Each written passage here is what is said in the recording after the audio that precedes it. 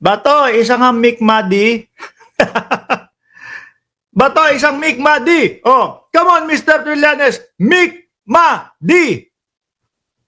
Close parenthesis. Make my day po yun, ha? Okay. Sabi dito ni Bato de la Rosa, hindi daw siya kumakampanya para sa sarili niya. Kumakampanya daw siya para sa inyong lahat. Para sa nasyon ng Pilipinas. Mga bossing. Di ba? Pakinggan po natin yung pasigaw na pangangampanya ni Bato de la Rosa. Dahil ho ito, mga kababayan, baka sa susunod po, hindi na natin masyadong marinig si Bato de la Rosa. Kagaya po ni dating Pangulong Duterte. Kailan ho ang huling kita nyo kay dating Pangulong Duterte? Nung pagkatapos ng hearing, di ba? Doon sa ICC. Kailan ho ang next? Oh, wala nang update, di ba? Mga bossing, wala nang update na with matching kung ano yung ginagawa niya sa loob, na video, wala nang ganun. Kailan ho ulit ang next? Setyembre na ho ulit. 6 na buwan na ulit. Si Bato baka ganun din ho. Kaya importante, sinusulit natin na nakikita si Bato de la Rosa. Oh, game! I am not even campaigning for myself. Oh, he is not even campaigning for myself. Mga kababayan, sabi ni Bato de la Rosa, para daw po sa mamamayang Pilipino, ha? I have to campaign for the future of this nation. Nek-nek mo. Sa araw-araw po na ginawa ng Diyos, hindi po si Kibuloy, dahil Diyos lang po ng mga DDS si Kibuloy. Yung Diyos po talaga natin, mga kababayan, na minumura ng dating Pangulong Duterte.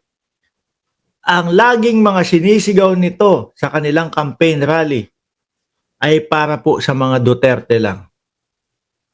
No? Lahat po sila dyan. Sa PDP, ano ang kanilang layunin? Ano ang kanilang sinisigaw lagi? Bring him home. No po, yung mga plataforma de gobyerno, hindi ho tayo nakakarinig sa kanila ng mga ganon. Mga bossing. Laging bring him home, laging paawa, laging may drama. Ganon lang po. Laging merong, hinuli po siya, walang tsinelas. Malamig po doon. Yung mga ganon lang, oh. Tapos sasabihin, kinidnap ang dating Pangulo, pinakidnap ni Marcos. Paulit-ulit ho na ganon. Oh, game! Kung tayo magkakaroon ng mga mababatas na ang iniisip ay puro bulsa lamang. Puro bulsa na mambabatas. Kayo, ano iniisip nyo? Puro Duterte yung kanilang iniisip po, mga bossing. Pero, sinasabi nila, puro bulsa lang daw po ang iniisip ng mga mambabatas. Ano? Kailangan, kapag nagsalita kayo ng ganyan, laging may ebidensya. Hindi uubra yung sinasabi ninyo na magsasalita kayo. Walang ebidensya. Wala. Hindi kakagatin ng Pilipino. No? Style Maharlika, uso yan sa inyo lang. Style Maharlika, nasasabihin may ganito, ganyan, ebidensya, to follow na lang. Yun yung kanilang USB. Nailabas na ba? Wala. Kinalimutan na nila yun. Walang maipakita. Tingin ko, yung USB na yon nung nagbablog sila, mga kababayan, para lang po humaba yung vlog nila, para mataas lang po ang revenue ng vlog nila, biglang pumasok sa isip nung si Binay. Si Binag. No? O USB, meron akong USB, ganito, ganyan. Papahaba lang ng live. Oh. Ngayon, hinahanap na po yung USB. Ilang panahon na ho, mga kababayan. Wala pa ding ipinapakita. Baka amoy kepyas na, baka tinago sa kepyas yung USB, mga bossing, no? No, tuloy mo, Bato. Goodbye, Philippines. Oh. Naalala ko to si Bato de la Rosa. Yung hinawakan niya, yung paputok na sila yata gumawa nung Goodbye de Lima, sinulat, Goodbye de Lima. Hinawakan ni Bato de la Rosa, may nakitang konting kislap, nagtakbuhan. Di ba, nangunguna ho yung Bato de la Rosa na tumakbo, mga kababayan. Pero kung ayaw nyo mag-goodbye sa Pilipinas, ang solusyon dyan, itong nasa likuran ko, Duterte! What? ito, nasa likodan ako. Duterte! Diyos ko po. Ay, nako.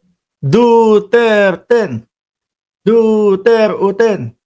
Duterte. O, iboto daw ho yan, mga bossing. Huwag niyong isipin, pagboto niyo, kung sino yung congressman, sino yung mayor na nagbigay sa inyo ng ayuda. Kalimutan niyo yon. Tira ninyo yon. Oh, meron ba talaga? Kasi kung meron ho, mga kababayan, may mga ebidensya silang ipapakita. Total naman, etong mga campaign rally ho nila, paaraw-araw po puro, yung campaign rally nila, araw-araw ho pagbanat doon sa mga kalaban. Hindi po, ito po yung mga ano namin, plataforma de gobyerno na po namin, ilalatag po namin sa inyo.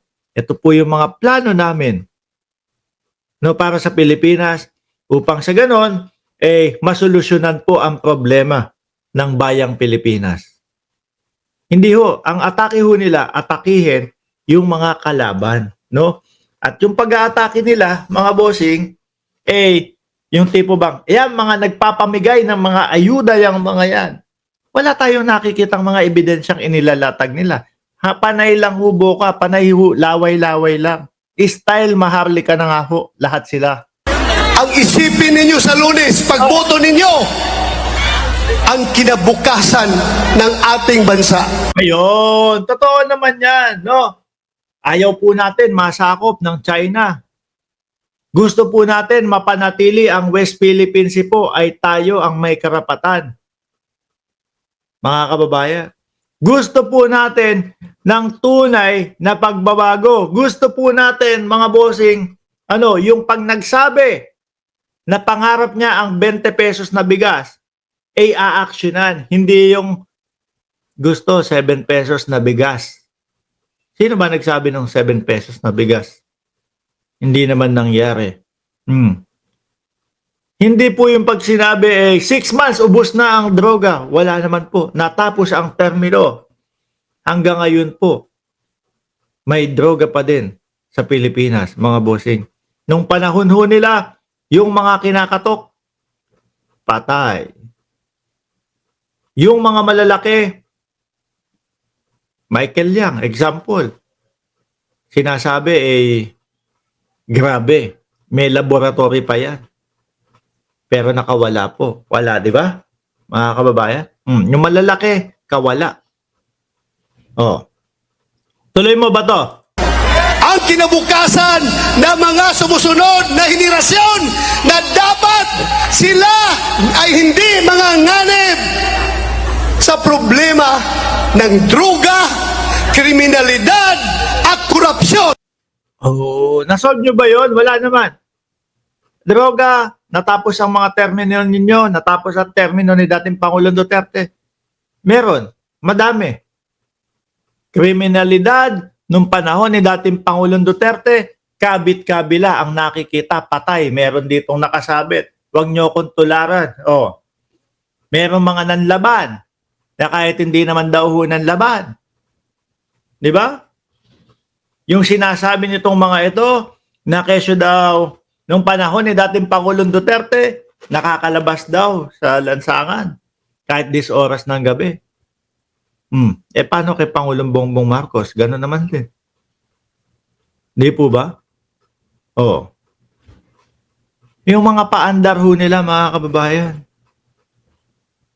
sa China. Di ba ngayon merong naratibo ang China about sa Palawan? Base daw po sa history nila, ang Palawan ay kanila. Unti-unti na. Di ba? Sinasakop ng China ang Pilipinas. Kaya po, pagdating po ng botohan, mga kababayan, ilang oras na lang, ilang araw na lang. Anong oras na ba dyan sa Pilipinas? 9. 10, 11, 12. Pagdating ng Lunes, sabi ni Bato de la Rosa, tandaan po natin, yung mga kandidato na mga pro-China, iwasan po natin yan. Baka bandang huli ho, mga boss, Chief Amo, sir, yung mga kandidato na mga pro-China, pagdating ng araw, sila na po ang pumigil sa gobyerno ng Pilipinas sa pagtatanggol sa West Philippine Sea, sa pagtatanggol sa Palawan. Yan po ang mga iiwasan natin. Maraming salamat and God bless po sa ating lahat, mga kababayan. Paalam.